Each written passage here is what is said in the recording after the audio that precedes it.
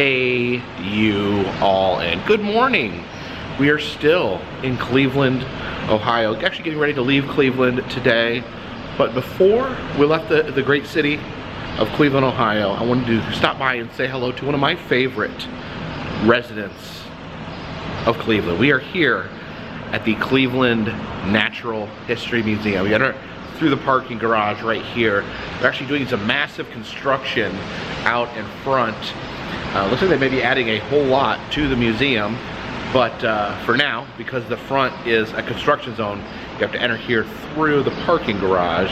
And I wanted to stop here today at the Cleveland Museum of Natural History and say hello to our good friend, Balto, the Wonder Dog. So please follow me. The T-Rex here on the elevator, but we're actually on the entrance level here, so we just walk over here to the official museum entrance from where we shall enter. It says where science and imagination meet. See the dinosaurs, the prehistoric fish monsters, and even little Balto right there. So yeah, we'll find Balto eventually, but I'm always up for a trip through a good natural history museum. This is the Galiptodont, very interesting Ice Age era animal, has a big shell there, and it says here they're related to modern armadillos. But actually at the display that I saw recently at the Brookfield Zoo in Chicago, they said that they are related to sea turtles. So does that mean sea turtles and armadillos are related? Sea turtles being reptiles, armadillos being mammals.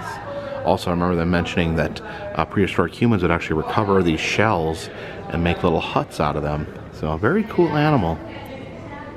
And here we have bones of a mastodon. Now, I learned recently a mastodon and a woolly mammoth, two completely different things. The mastodon a little more closely related to the elephant than the woolly mammoth, a little more elephant-like than the woolly mammoth. And this one here, they said that when they found the skeleton, it was missing its legs, and it says that it'd be very unusual for any predator to be large enough to move the mastodon's legs. So they do feel that a human had moved the legs. This mastodon was possibly killed by people for meat. You know, dinosaurs are cool and all, but well, visiting some of these natural history museums recently, you find that the Ice Age animals are really fascinating, and the fact that you can find direct connections between the Ice Age animals and modern animals. Here we have a prehistoric rhinoceros, probably a little smaller than a modern rhinoceros. But then over here we have this prehistoric camel. You can see it's no larger than a medium-sized dog. But you can see those distinctive camel teeth that they use for biting and ripping of human flesh. This is the skull of a horned gopher. It says it is the only rodent to ever known to have horns, and also the smallest mammal to have horns. Pretty interesting, the horned gopher. This fossil we see what's like a small saber-toothed cat. But over here, this is an animal. That's a really scary skull. This belonged to the Terminator pig. It says that, okay, these animals looked like pigs, but were more closely related to whales and hippos. It looks like something out of the deepest, darkest nightmares. It's the Terminator pig too. I mean, that's just something you don't want to mess with. Terminator pig sounds like a name for a metal band. This is a Gastornis right here, a big, giant bird. And the sign on there was saying that while it may look like an ostrich or an emu or some large bird like this, the descendants of the Gastornis are actually geese and ducks. So this massive thing turned into geese. This here talks about horse evolution, which is pretty fascinating. We'll go backwards here. That is a modern horse skull. And as we move backwards through time, you can see the horse actually gets smaller and smaller and teeny tiny. You apparently have a horse. At one time, horses were the size of chihuahuas, and they were much, much more difficult to ride. Here we see the classic showdown we've seen at many natural history museums. The T-Rex, the undisputed king of awesome, versus his constant rival, the Triceratops. Now right now, the Triceratops squaring up looks like a match is about to take place, but from what we've seen in these natural history museums, we know that T-Rex, in the end, always beats Triceratops. As the T-Rex squares off against the Triceratops, these pterodons look on from their luxury box. Oh, we can actually touch a real Triceratops leg bone here. A little rub of the Triceratops leg. It's very smooth. I don't know if it's just smooth from being touched by generations of school children. Every time I see a large four-legged dinosaur like this, I immediately think of Brontosaurus. That's what we called them when I was a school child. But this here, not a Brontosaurus, this is a Diplodocus.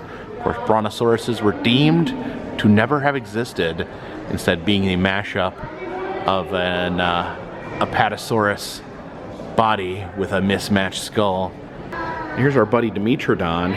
He often gets lumped in with dinosaurs as being just a different kind of dinosaur, but he's not a dinosaur. He was actually a type of reptile. Of course, dinosaurs more closely related to birds.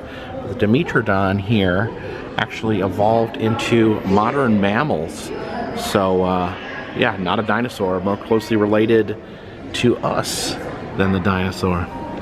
This is Eryops. He's an early amphibian, so kind of like a giant freaking salamander. Big old crocodile up there. You see some of the prehistoric crocodiles from the Jurassic period. I mean, look at that skull. That is not something you'd want to be chomped by.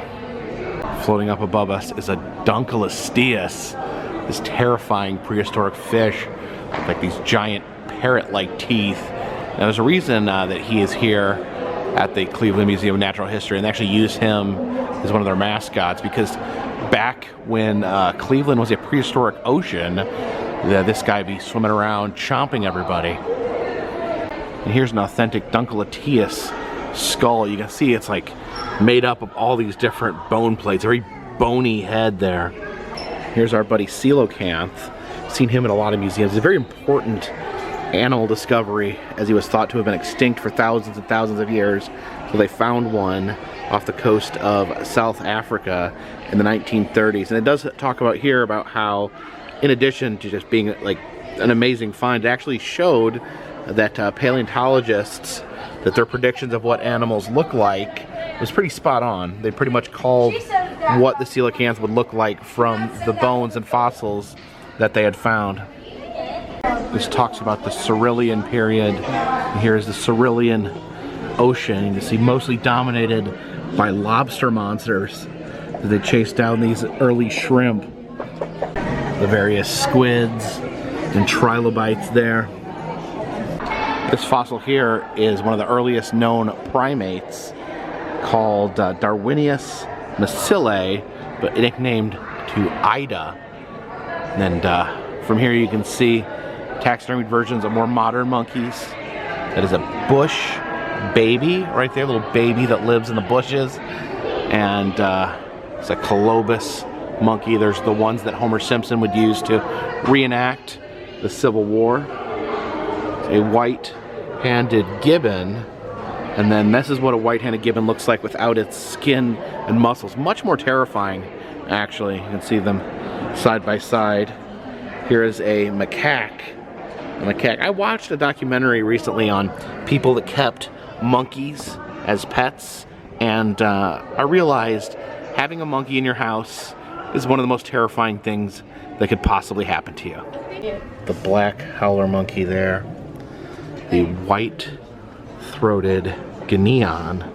And then we know this guy here. This is the chimpanzee. He will rip your face off. And there's a tiny, cute chimpanzee. And here's lies the problem. the tiny little chimpanzee is so cute. The people invite them to come live with them, invite them to be a pet in their home, and then they grow into this guy, and he's grumpy. He doesn't like people. He's sick of your stupid crap, and he's gonna rip your face off.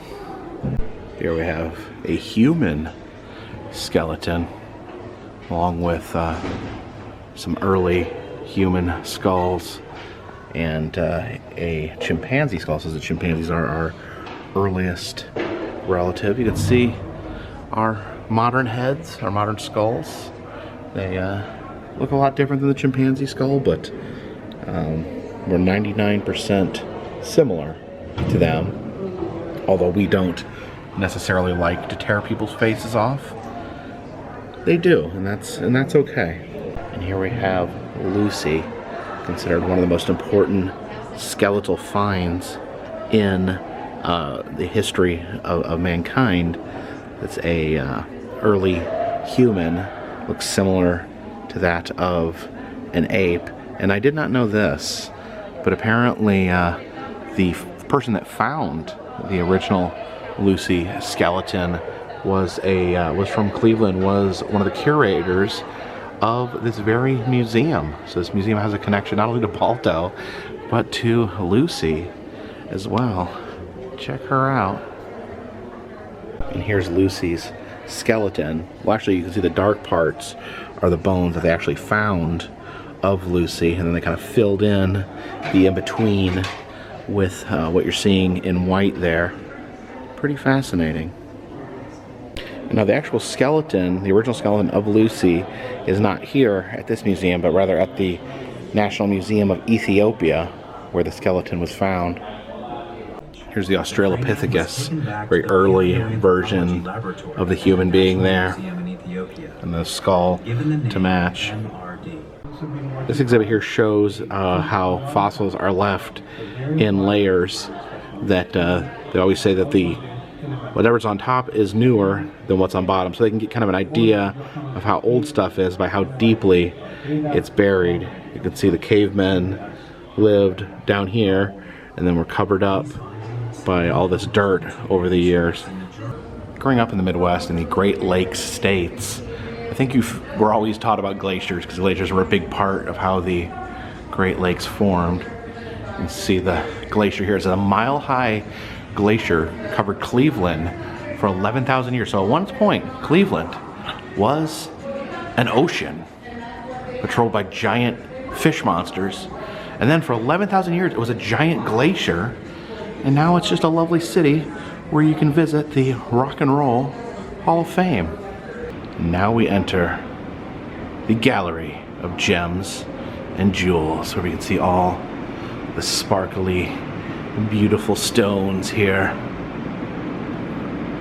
We got them all here. Topaz, rubies, demantoids, spinels, even a few diamonds. Here we have a moon rock. They don't let us touch it. They've got it locked behind some glass there. Always like to make communion with the moon, to touch the moon, but they're very protective of their moon rock here. Oh, you guys ready?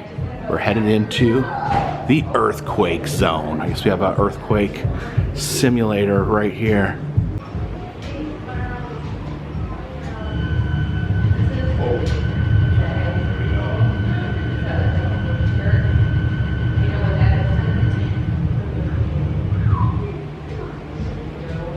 Says that the museum here does have a seismograph in the basement. I guess this is their old seismograph they used to use. It says now they use a digital one. And here we have the diversity of life wall. All sorts of different animals on there, from sea creatures, seashells, to scorpions and tarantulas. Oh, look at this big white lobster.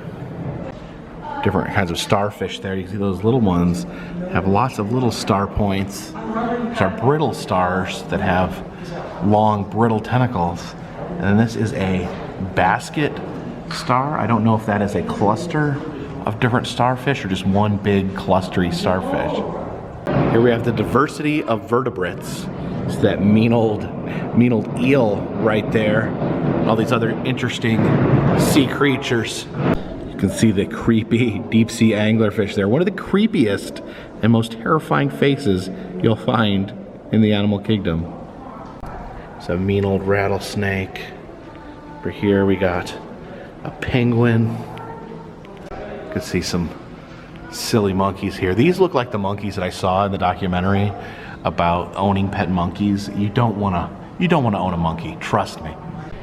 And there's our little guy up there, the friendly possum.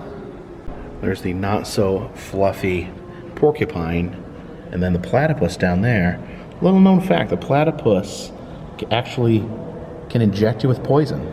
There's nothing about this animal that makes sense. There's the pangolin there, a big old sea lion. Here shows different types of endangered species. You have species that are actually extinct, like these passenger pigeons. We only have them in taxidermy form because we killed so many of them that they no longer exist.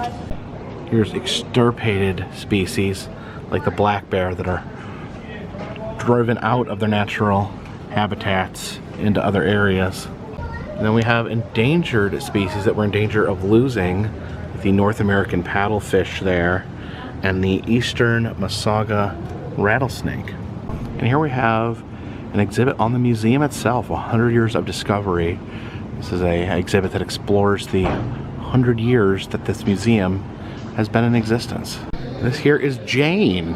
I do love it when they name dinosaur skeletons. This is Jane, she's a baby T-Rex, little tiny T-Rex. Said when Jane was originally discovered, they thought that she was a separate, smaller species, but they eventually worked out that she was indeed a Tyrannosaurus Rex, just a little baby one. However, this skull over here is known as the Nanotyrannus. They have been completely unable to determine if this is a small T-Rex skull or if it is a completely new species. They said that apparently the skulls do change as the T-Rexes grow older. So it says because they just had the skull of this one, they were not able to make a determination. So this could be a T-Rex skull, or it could be a new species called the Nanotyrannus. It says, what do the jaws of fossil fish tell us about feeding behavior? This is the Dunkleosteus, that big crazy fish monster that we saw earlier. Let's see what his mouth tells us. We hit this little pedal here, and the mouth flips open like a toilet seat. It says, I'm carnivorous. I fed on other animals. It's an apex predator. I ate whatever animals I wanted. They didn't even care. They just ate whatever they wanted. This here is Stuffy. It says he was originally designed by the Pittsburgh Children's Museum. He's a giant stuffed animal with a zipper that you can unzip, and you can pull out all his organs. So he can teach kids about organs, about dissecting humans. So yeah, Stuffy. Unfortunately, it does look like Stuffy's retired. It says, please do not touch. So today we will not be pulling out his organs. So this here, it appears to be a cheeseburger garnished with a VW bug. It says the Cryptocheddar primebificus specimen belongs to a recently discovered species of unknown origin. The species is recognized as invasive to museum exhibits, but does not appear to be parasitic in nature or damage its chosen habitat. What? Despite museums' repeated attempt to track down and eliminate these tasty trespassers, you'll discover that even in temporary exhibits like this one, Cryptocheddar primebificus specimens can be spotted by the careful or hungry observer. Quite possibly this elusive species is here to stay. Well, that's confusing.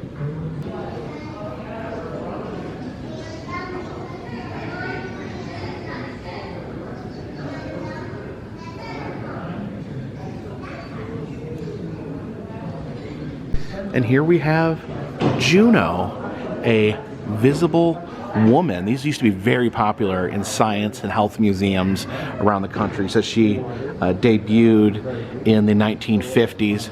So yeah, all the science and health museums used to have these, where it'd be a visible person with see-through skin where you could look in, see their bones, their brain, their organs, their systems, their veins, and all that stuff. But for whatever reason, they have been they've been disappearing over the years. They've been phased out. Apparently Juno here was phased out of the main displays here at the Cleveland Museum of Natural History, but yeah, really cool. I love the designs here of the visible people. I think they have I think the only other one I've seen that's still on display is at the Kazi Museum, also here in Ohio. The Kazi Museum is in Columbus. If you let me know, have you guys seen any other visible people on display at museums? Leave a comment in the comments section. And here's some actual intestines. This is a human digestive system, an esophagus, the stomach. Oh, look at the large and small intestine. They're just all intertwined. Just think, all that goo is crammed up inside your belly. There's a chunk of lung there and a plastinated human heart. Some dioramas showing how human beings are born out of the mother's body. And this is a really cool sculpture here, a sculpture of what quintuplets would look like inside their mother. I mentioned earlier that Lucy, the famous skeleton of the early human ancestor, was found by the curator of this museum. Here's a replica. I said the original skeleton is at a museum in Ethiopia. There's a replica of the Lucy skeleton, or what was found, that led to the discovery of Lucy. We see some of the fish here in this Lake Erie exhibit. And down there, the Lake Erie water snake. A little froggy and a turtle there. Got quacking there. It's a little exhibit on decoy ducks. It's an exhibit here on the bald eagle and conservation efforts done on the bald eagle. And I think this may be one of the coolest random museum items I've ever seen. This is a bald eagle puppet. But this puppet isn't just for fun. This puppet is to feed baby orphaned eagles so that they would think that they were being fed by a mother bald eagle. So you see the little babies back there in the picture. They'd want food and then they'd be delivered by this puppet. And this device here is called an egg candler. It's meant to actually be able to look inside of an egg without breaking it to see what how the little baby eagle is doing inside. Oh, watch out. I didn't even notice all these taxidermied animals glaring down at us. It said that in the 1940s, the museum here worked on creating these traveling museum exhibits that they could take out to parks to help teach children. You can see the little windows here with different taxidermy scenes. We have the robin there, the barred owl. There is, oh, very, very young, tiny deer. I think I'm pretty sure that's a stillborn deer. I don't think deer can really get that small. And then look at this. We have a friendly beaver. And here's our boy. There's Balto. Hey Balto, how are you doing? He's been moved over here into this exhibit on the museum itself, and he's looking really good. How are you doing, buddy? It's great to see Balto again. So yes, we are in the presence of Balto, the wonder dog here. Now back in the 1920s, there was a small town in Alaska that was completely cut off due to the winter weather, and there was an outbreak of diphtheria. Everyone in the town was dying, and their batch of serum that they had was spoiled and ruined. So they needed some new serum. So they had a historic run where sled dogs rode across Alaska to get serum to this small town. Now there was lots of dogs, many dogs used in the run, but the final group of dogs that arrived there included Balto here. And this was in the 1920s, so it was one of the first like national news stories, and because of the way communication was at the time, so people were following it day by day, hoping the medicine made it to the town. So when Balto and the other dogs arrived in Alaska at the town that needed the serum, they the news reporters, the media, all took pictures of Balto and celebrated him as being a hero. But, and I've covered this in a different video, there is some controversy because another sled dog named Togo ran 5 times with his team, 5 times longer than Balto. Balto was just the part of the final run. So it was a relay race with different dogs, with different dog teams would pass off the serum. So the owner of Togo was very angry for some reason. It felt like Togo didn't receive the hero's welcome that Balto did. Balto, there's a statue in Central Park of Balto, and it became a national phenomenon. They made an animated movie about Balto, but the owner of Togo, always angry. And the owner of Togo, interesting enough, was the breeder that bred Balto, but he never liked Balto. He didn't think Balto was a good sled dog, so it was an insult to him that the dog that he didn't like got the hero's welcome. The hero was made into a national hero. And still to this day, my videos about Balto get comments where people still say that Balto is an imposter and that Togo is the real hero. But as I end every live stream with hashtag Team Balto, I'm a big fan of Balto. I have nothing against Togo. Togo is actually taxidermied in the Wasilla, Alaska, and I do hope to visit Togo someday. But I love Balto. I love the heroics that Balto did, and you know, Balto is a symbol.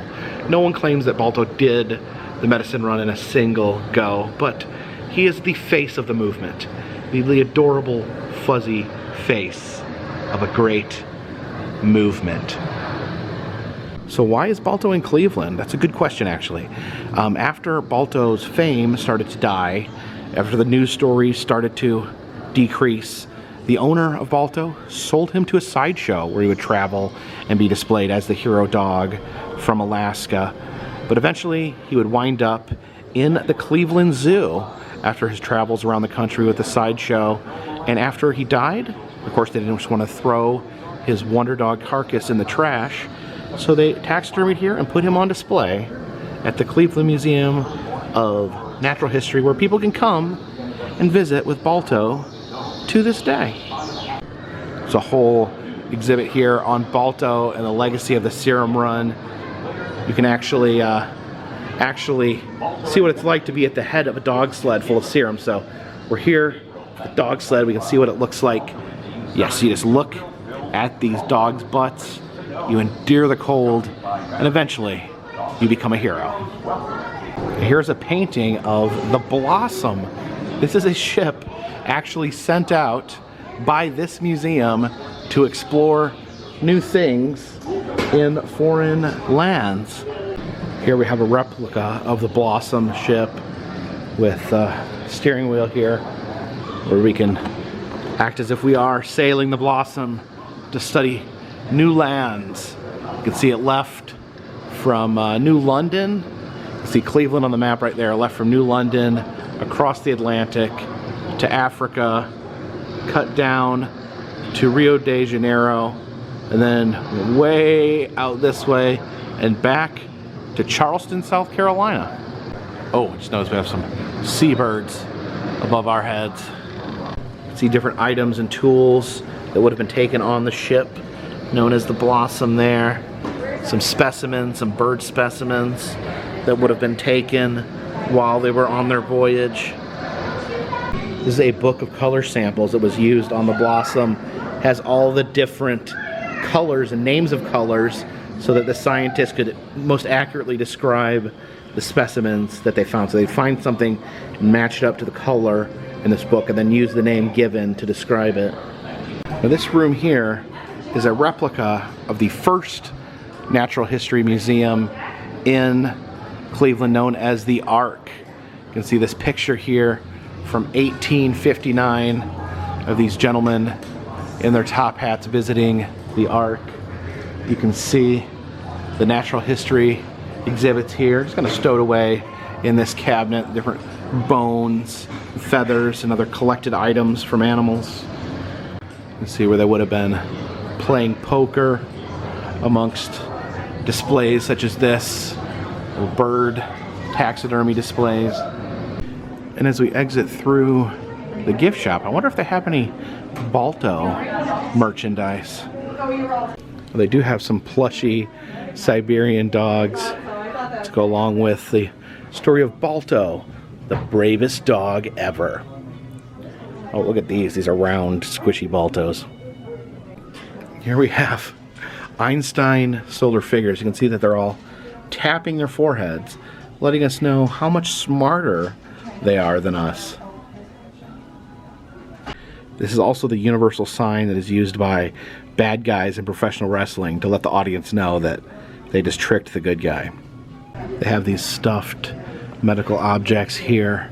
They have a heart and a COVID-19 vaccine. I purchased a plushie COVID virus at the last museum I went to. They don't have that here, but they do have the vaccine. Oh, and there's a brain with eyes. That's a scary thought. Oh, look at this brain here. He's a genius. After we head out to the gift shop, I just noticed this empties outside into a walking area here. Wait a minute. Is this a zoo all of a sudden? Oh, look at that. A little peregrine falcon there. I love the peregrine falcon because he punches other birds in the face. That's a real thing. Yeah, last time I visited this museum, it was wintertime, so I guess this section was closed. But wow, yeah, you see the museum and then it turns into a little zoo with this elevated walkway. This little albino raccoon there. It says his name is Miko, and he was found as a little tiny baby in a factory. And he was rescued and bottle fed, and said that he can't be released in the wild because albino animals, they have no natural camouflage or protection.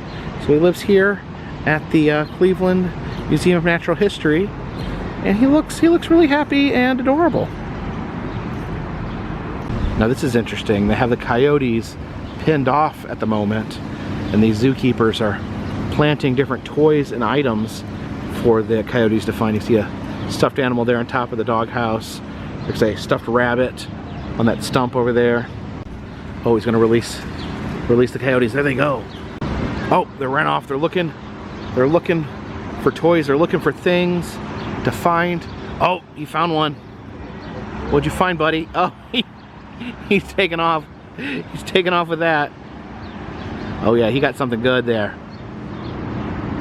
This coyote found some meat wrapped in newspaper. Oh, he's still looking. Oh, he found another one. Guess they leave little chunks of meat hidden because the coyotes like to look for them. This coyote over there is devouring some meat. Oh, he found something. He found another present there wrapped in newspaper. Oh, he found the need to urinate on it. Walk through this pathway through the water here and see a big old fish in there.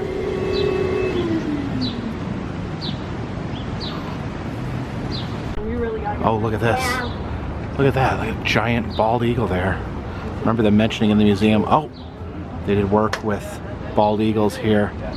That's a big, beautiful bald eagle. Just makes me feel patriotic looking at him. So thank you for joining me here today at the Cleveland Natural History Museum. It does look like there's quite a bit of construction, so it looks like they're actually going to expand the museum. And I did see some new things here this time. Last time I was here was like 5 or 6 years ago. So it looked like they had some new exhibits here, especially the exhibit that was like the history of the museum itself. They had like some cool old exhibits that they'd pulled out of the closet that were really cool to see. So yeah, definitely love the Cleveland Museum of Natural History and love seeing my buddy Balto. If you guys like these videos, please subscribe. It'll let you know when new videos come out. I travel around the country filming roadside attractions, amusement parks, museums, and haunted houses, other fun random stuff as well. If you would like to contribute to the channel, consider contributing to Patreon. $3 or more will get you a postcard once a month from me to you. Also selling brand new enamel pins in the Etsy shop. All that information is down in the description of this video, and all that goes to help keep this train on the track, this boat in the water, and this dirigible in the air. Until next time, my friends, this one's in the bag.